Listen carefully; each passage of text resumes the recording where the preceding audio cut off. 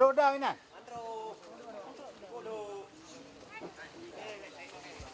Telur yang, telur bu, bebek tepun.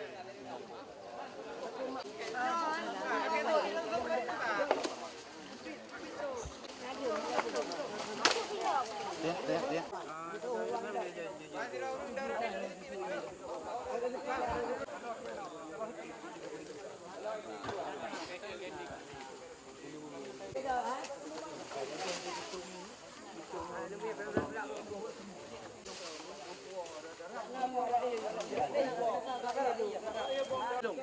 Apa yang kemarin? Apa ya? Di Sungai Senembuk Dalam. Ya, di mana itu lokasinya? Lokasinya di sana, di tumpukan bambu yang banyak tuang. Disitulah ditemukan mayatnya tadi.